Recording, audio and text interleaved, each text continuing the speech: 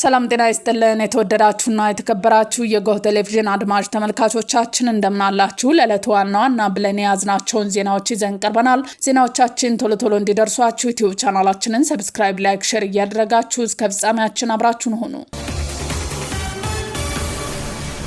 በአቶ ታዬ ደንደዓ ላይ ተጥሎ የነበረው የ4 ዓመት የጽኑ እስራት ውሳኔ በሰበር ሰሚ ችሎት ጸደቀ። የፌዴራል ጠቅላይ ፍርድ ቤት ሰበር ሰሚ ችሎት የቀድሞው የሰላም ሚኒስትር ዴኤታ አቶ ታዬ ደንደዓ ላይ የታዘዘውን የ4 ዓመት የእስር ቅጣት ሙሉ በሙሉ ማጽናቱን አስታወቀ።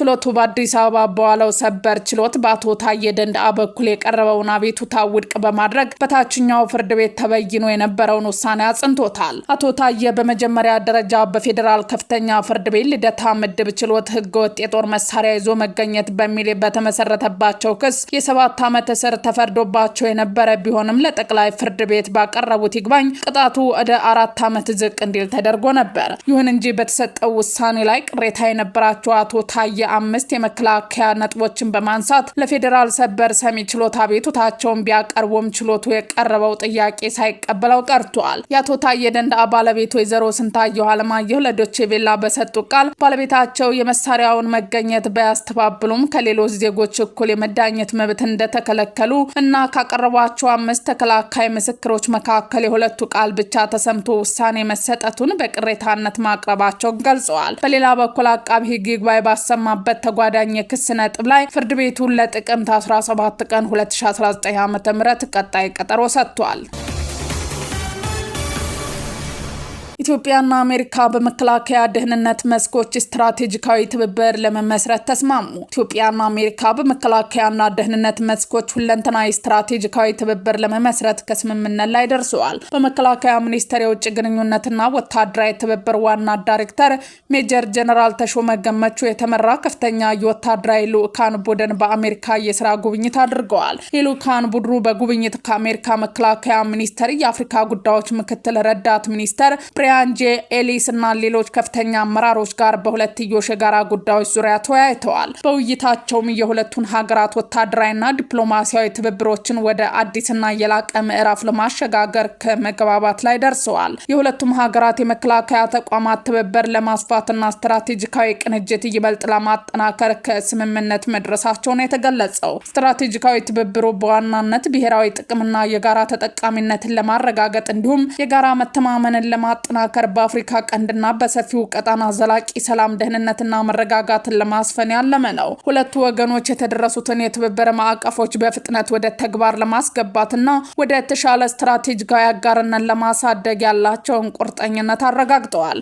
በተጨማሪም ልዑካን ቡድኑ ከሌሎች የአሜሪካ መከላከያ ተቋማት አመራሮች ጋር ሰፊ ውይይቶችን ከማድረጉ ባሻገር ጉብኝቶችን ማካሄዱን የውጭ ጉዳይ ሚኒስቴር መረጃ አመላክቷል። ኢትዮጵያ የአባይ ወንዝ ሀብቷን የመጠቀምና የማልማት ሉዓላዊነቷ መብት ስላላት ከማንም አካል ፍቃድ መጠየቅ እንደማያስፈልጋት የውሃና ኢነርጂ ሚኒስተር ዶክተር ሀብታሙ ኢተፋ ገለጹ። ሚኒስተር ከፐልስ ኦፍ አፍሪካ ጋር ባደረጉ ቆይታ ታላቁ የህዳሴ ግድብ ለኃይል ማመንጨት ብቻ የተገነባና ቀጣናዊ ኤሌክትሪክ ግብይትን በማስፋት ለጎረቤት ሀገራት የሚተርፍ ሀብት መሆኑን አብራርተዋል። ኢትዮጵያ ለታችኞቹ የተፋሰስ ሀገራት ባላ ግምት ከግድቡ በታች ሊለሙ የሚችሉ ከ230,000 ሄክታር በላይ የመስኖ መሬቶችን ከመስኖ ልማት ውጭ ማድረጓን ማክለው ገልጸዋል። በሌላ በኩል ሚኒስተሩ ህዳሴ ግድብ በጋራ ለማስተዳደር የሚቀርቡ ጥሪዎችን ውድቅ ያደረጉ ሲሆን በኢትዮጵያ ገንዘብ የተገነባውና የብሔራዊ ክብር ምልክት የሆነው ግድብ ግንባታውን ሲቃወም የነበረ አካል መጥቶ በጋራ እናስተዳደር ማለቱ ፈጽሞ የማይቻልና ሊታሰብ የማይችል መሆኑን አስገንዝበዋል። በመሆኑም የተፋሰሱ ሀገራት የኢትዮጵያን የልማት መብት ለመገደብ ከመጣር ይልቅ ውይይቱና በጋራ ትብብር ላይ ትኩረት ማድረግ እንዳለባቸው አሳስበዋል። የኤርትራ ህዝብ በአንድ ጨቋኝ ስርዓት ታፍኖ መኖር ሊበቃ ይገባል ሲሉ ብርጌድ ንሓመዱ ገለጹ። የኤርትራ ህዝብ በአንድ ጨቋኝ ስርዓት ታፍኖ መኖር ሊያበቃና የስርዓት ለውጥ ሊመጣ እንደሚገባ የግንባር ህዝባዊ ማዕበል ብርጌድ ንሓመዱ በሰጡት ይፋዊ መግለጫ አስታውቀዋል። የግንባር ህዝባዊ ማዕበል ብርጌድ ንሓመዱ የፖለቲካና ዲፕሎማሲ ኃላፊ በየነ ገብረ እግዚአብሔር እንደገለጹት ድርጅቱ ዲያስፖራውን በማደራጀትና በሀገር ውስጥ ያለውን ህዝብ የለውጥ ፍላጎት በማጠናከር በኤርትራ ስር ነቀል ለውጥ ለማምጣት እየሰራ ይገኛል ብለዋል። ሻዕቢያ የቀጠናውን ሰላም አደጋ ላይ ለመጣል ጽምዶ የተባለ ቡድን ማቋቋሙን የጠቀሱት ኃላፊው ይሄ ጦርነት አባዜ የተናወጠው ስብስብ ህዝባዊ መሰረት የሌለውና ለኤርትራም ሆነ ለትግራይ ህዝብ የማይጠቅም ነው ብለዋል። የዲፕሎማሲያዊ ቡድን አባል ዳዊት ተፈሪ በበኩላቸው ኤርትራ ከኢትዮጵያና ከሌሎች ጎረቤት ሀገራት ጋር በመልካም ጉርብትና በልማት እንድትተሳሰር የጨቋኙ ስርዓት መለወጥ አስፈላጊ መሆኑን ገልጸዋል። ኤምባሲ በሌለባቸው ሀገራት ለሚኖሩ ዜጎች የፓስፖርት አገልግሎት የሚሰጥበት አዲስ አሰራር ተዘረጋ። በሊባኖስ፣ በሱዳን፣ በጆርዳንና የኢትዮጵያ ኤምባሲ በሌለባቸው ሀገራት የሚኖሩ ዜጎች ፓስፖርታቸውን ለማደስ የሚያስችላቸውን አሰራር መዘርጋቱ የኢሚግሬሽንና ዜግነት አገልግሎት ህዝብ ግንኙነት ዳይሬክተር አቶ አምቦ መቃሳ ገልጸዋል። በእነዚህ ሀገራት የሚኖሩ ዜጎች በአቅራቢያቸው በሚገኝ የኢትዮጵያ ኤምባሲ ለምሳሌ በሱዳን ያሉ በደቡብ ሱዳን በኩል አገልግሎት እንዲያገኙ መቻቸቱን አቶ አምቦ ገልጸዋል። በተጨማሪም ተቋሙ የባዮሜትሪክ መረጃን የሚቀዱ ተንቀሳቃሽ መሳሪያዎችን ወደ እነዚህ ሀገራት በመላክ ዜጎች ባሉበት ቦታ ሆነው መረጃ እንዲይዙ ያደርጋልን ብለዋል። ፓስፖርታቸው ለረጅም ጊዜ የተቃጠለባቸው ወደ ሀገር ቤት መግባት የሚፈልጉ ዜጎች ደግሞ በኤልሲ ፓስ የጉዞ ሰነድ ወደ ሀገራቸው ገብተው ፓስፖርታቸውን እንዲያድሱ መመሪያ መስጠቱን ታውቋል። በተመሳሳይ በሀገር ውስጥ መጓዝ ለማይችሉ አረጋውያንና ህሙማን በቤታቸው ተገኝቶ አገልግሎት የመስጠት መርሃ ግብር በቅርቡ እንደሚጀምር ተጠቁሟል።